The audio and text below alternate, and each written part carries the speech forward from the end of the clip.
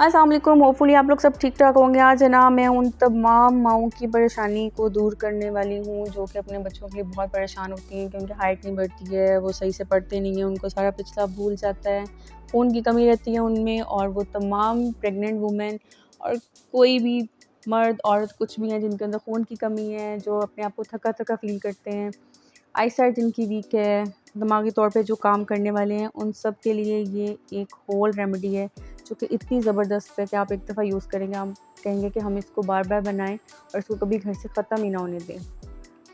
तो जनाब, सबसे पहले हम देख लेते हैं कि इसमें क्या कुछ है। सिंघाड़ा है, इसमें ये बादाम है, काले तिल हैं, सफ़ेद तिल हैं, अस्कन नागौरी है, सौंफ है और मिश्री है।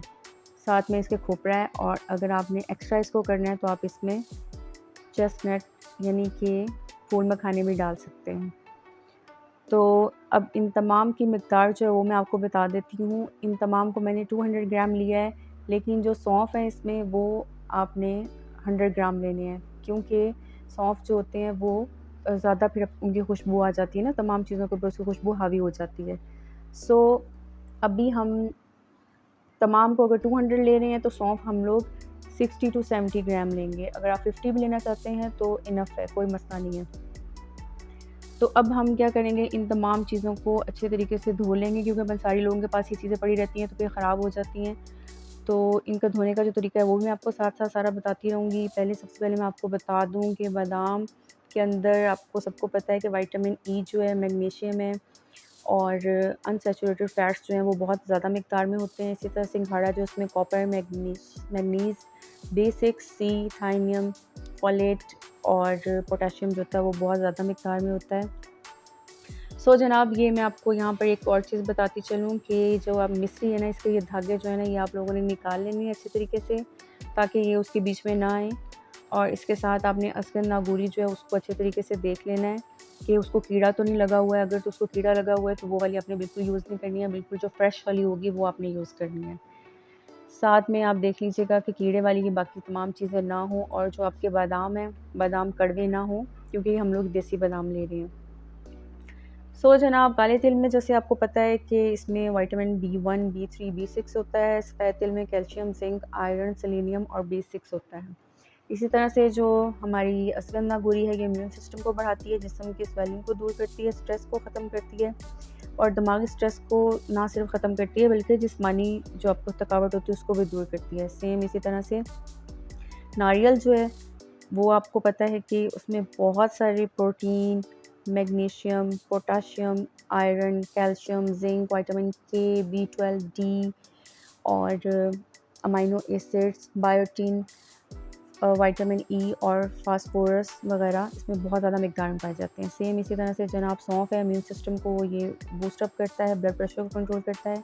पोटाशियम, फोलेट, फाइबर और एंटीऑक्सीडेंट बहुत ज़्यादा इसके अंदर होते हैं।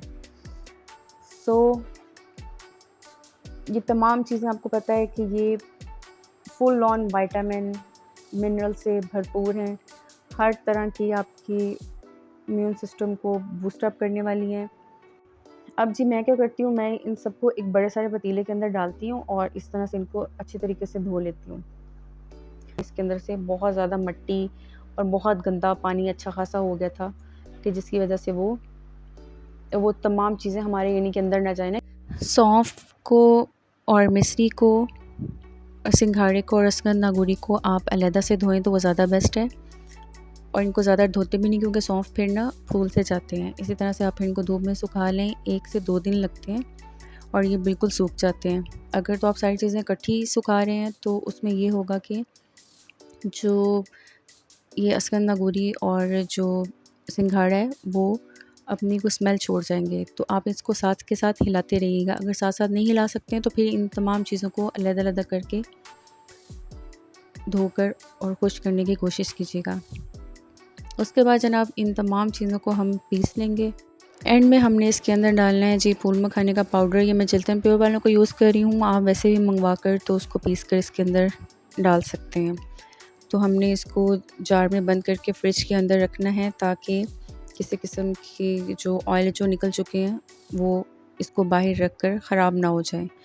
तो इसको खाने का तरीका जनाब ये है कि आपने इसको सुबह और शाम में एक एक चम्मच दूध के साथ लेना है। अब जैसे रमज़ान शुरू होने वाला है तो रमज़ान में तो जिन लोगों को थकन हो जाती है, खून की कमी और बाकी वाइटामिन मिनरल्स जो हैं उनके पूरे करने के लिए हम जी इसको किसी शेक में डाल के एक चम्मच ले सकते हैं, या आप उसके अंदर कोई फ्रूट डालना चाहें, खजूर डालना चाहें, बच्चों के लिए कोई फ्लेवर डालना चाहें, ऐसे डाल के आप इसको यूज़ कर सकते हैं। ये आपका तकरीबन 2 से 3 माह आराम से गुजार देगा और फ्रिज के बगैर आपने इसको रखना नहीं है। 200 ग्राम का जो हमने लिया था उससे मेरा तकरीबन ये हाफ़ जार हो गया है। तो इसको फ्रिज में ही रखना है। अपनी दुआओं में याद रखना है। आपको कोई भी इससे बेनिफिट हो ज़रूर शेयर करें। मेरा नाम लेके दुआ में याद रखिएगा। Take care. अल्लाह हाफ़िज़।